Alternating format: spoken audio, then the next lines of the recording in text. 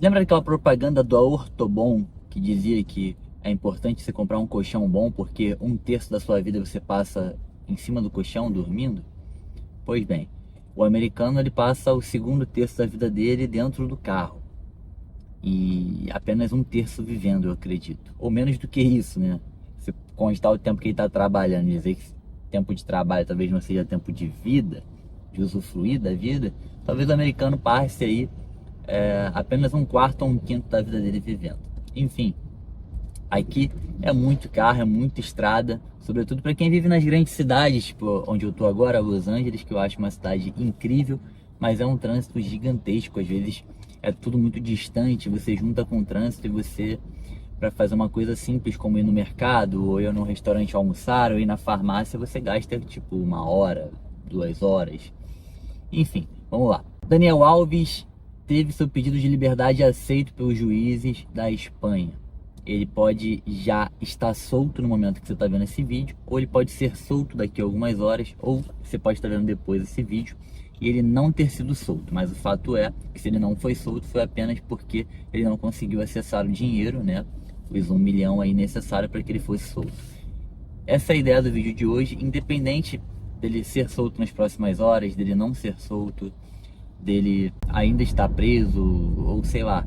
O importante é a decisão judicial que permitiu a soltura dele mediante pagamento de 1 milhão, quantia a qual ele tem, tá? A gente não sabe se ele consegue acessar essa quantia agora. Esse é o tema desse De Carona com o Brock, esse quadro que eu inventei aqui no canal para usufruir desse tempo que eu tenho dentro do carro aqui nos Estados Unidos, no trânsito de uma maneira útil. Depois da vinheta.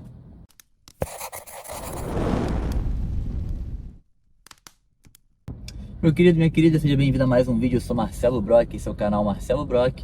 Hoje eu quero trocar uma ideia com vocês sobre o caso do Daniel Alves. Antes de mais nada, se você curtiu o vídeo, não esquece de deixar o like para dar uma moral, vai ajudar muito aqui no meu trabalho. Se você não está inscrito, se inscreve no canal. E também, se você quiser acrescentar alguma coisa, uma curiosidade, me corrigir, ou discordar ou concordar, deixa aqui nos comentários, que eu sempre leio todos os comentários com uma carinho. Bom, vamos lá. Mais uma vez, na verdade pela quinta vez, a defesa de Daniel Alves entrou com um pedido de soltura do ex-jogador lá na Espanha, que está preso, condenado por ser acusado de estupro a uma mulher numa boate lá em Barcelona. Bom, os quatro anteriores pedidos do Daniel Alves de soltura não foram aceitos, mas esse quinto ele foi aceito. Tá? Daniel Alves já está preso há mais ou menos 1 ano e 3 meses. Ele está na prisão preventiva. Agora no mês passado, ou melhor, no início desse mês, aí, final do mês passado, início desse mês, houve o primeiro julgamento, né, a primeira sentença do Daniel Alves, na qual ele foi julgado, né, como culpado e foi condenado pela justiça espanhola, né? Ainda cabe recurso, ainda pode vir uma segunda sentença, mas em primeira instância ele está condenado. Foram avaliadas as provas da perícia, as testemunhas e tudo mais, e ele foi condenado como culpado. Qual é o ponto desse vídeo aqui que eu quero trazer? Nenhum de nós tem a certeza do que aconteceu exatamente. O Daniel pode ter agido totalmente inconscientemente e tendo feito de maldade. O Daniel pode não ter feito e pode ser um conjunto de fatos que está incriminando ele sem que ele tenha feito.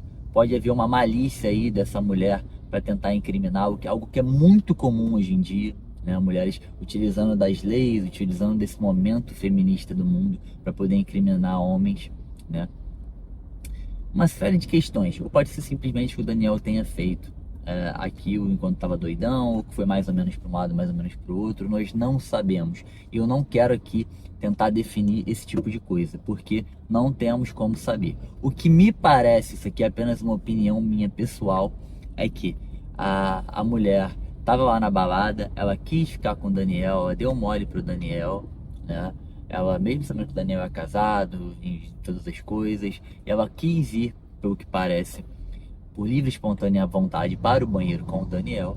Mas aí, eu acredito que a mulher que entre no banheiro com o jogador, né, com o homem, seja no intuito de, né, no banheiro masculino, seja com o intuito, claro, de ter alguma relação com ele, né? Não acho que ela é tão ingênua a esse ponto, de achar que não. Mas o ponto não é esse. O ponto é que parece que entrando lá, ela não quis mais, ela não queria ter relação com ele. E ele, de forma, né, usando a força ali, obrigou ela a ter relação com ele, ou seja, ele estuprou ela. É basicamente isso, né? Isso é o que me parece, tá, gente? Não tenho certeza, não tem como comprovar nem nada disso. Mas vamos lá agora, o ponto importante disso tudo que eu quero falar é o seguinte. Se foi julgado Daniel, ele estava preso preventivamente, ok. Ele foi preso, né, antes de haver um julgamento. Eu acho isso um pouco complicado, né? Eu acho que a gente prender alguém que está sendo acusado sem que se tenha uma prova evidente do que aconteceu ou algum flagrante, eu acho muito delicado. Ah, mas houve um exame de perícia e se constatou que havia esperma, DNA do Daniel na vagina da mulher. Ok, mas isso pode acontecer numa relação casual que houve consentimento. Então, essa prisão preventiva eu acho um tanto quanto complicada. Eu até compreendo, né, você ir retirar o passaporte do Daniel para que ele não possa sair do país enquanto está vendo aí a apuração dos fatos, a investigação, né, e até o julgamento. Mas você prendê-lo, eu acho muito complicado, deixar uma pessoa um ano e tanto presa por algo que não está provado. Mas beleza, houve aí a prisão preventiva, e com essa prisão preventiva, agora houve o julgamento. De acordo com a avaliação das provas, de acordo com o julgamento aí dos juízes da justiça espanhola, ele foi condenado. E a partir do momento que ele foi condenado de fato, ele foi condenado aí, eu acho que há 4 ou 5 anos, né? Mas sendo que ele já tinha cumprido 1 ano e 3 meses, então isso reduziria um pouco, né, a pena. Depois disso, ainda houve um pequeno problema.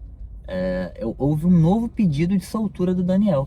Esse novo pedido de soltura do Daniel, ele é um pedido de soltura após a condenação dele. E ele foi aceito dessa vez mediante algumas exigências, né, da justiça. Uma exigência é de que ele entregasse passaporte, ok. E não saísse do país, nem que chegue a 10 quilômetros da vítima. Nem entre em contato. Essas são as exigências completamente prudentes. E mediante uma fiança de 1 milhão de euros.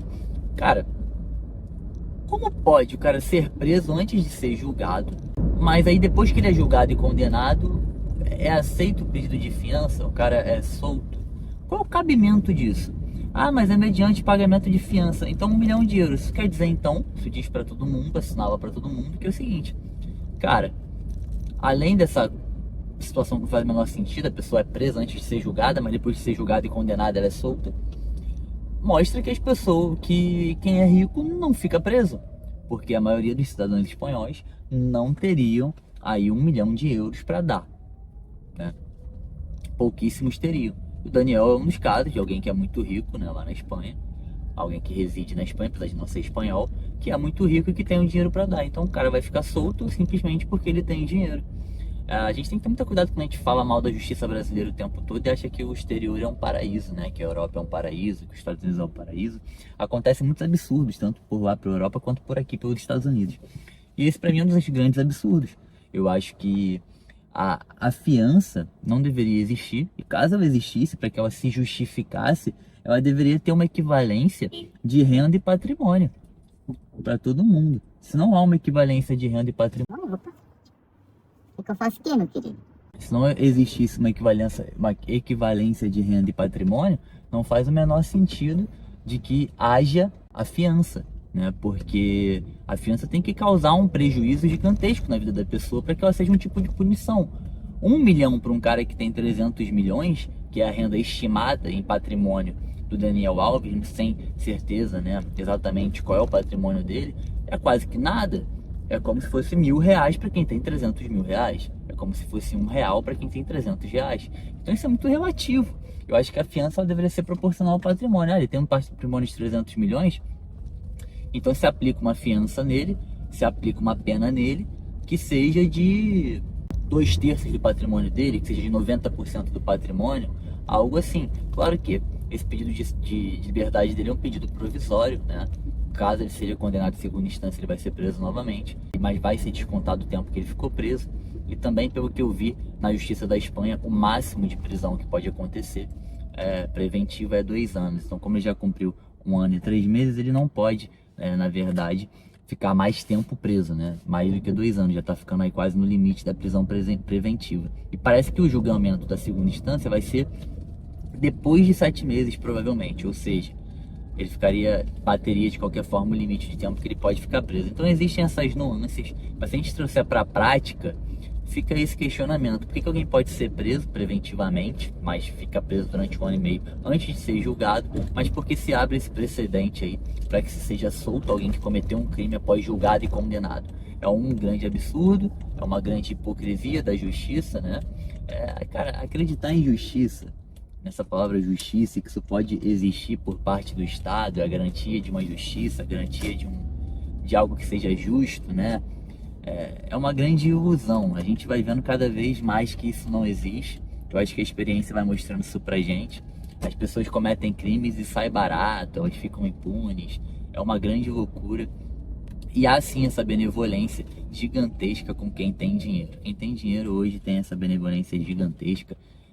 Dificilmente paga ou paga de uma maneira meramente justa, porque nunca seria de uma maneira justa pelo crime que se cometeu. É um grande absurdo. Ficam aqui esses questionamentos a respeito de que algumas pessoas estão falando aí que a CBF deveria se manifestar. Eu não vejo motivo para a seleção brasileira se manifestar. A seleção brasileira não tem um menor vínculo com o Daniel Alves, sabe? O Daniel Alves é apenas um ex-jogador da seleção brasileira. Ele não ocupa nenhum cargo, ele não é um jogador atual. Ele já tem, sei lá, 8 anos, 10 anos que ele não joga na seleção. Não vejo o menor sentido para a CBF se envolver nesse assunto.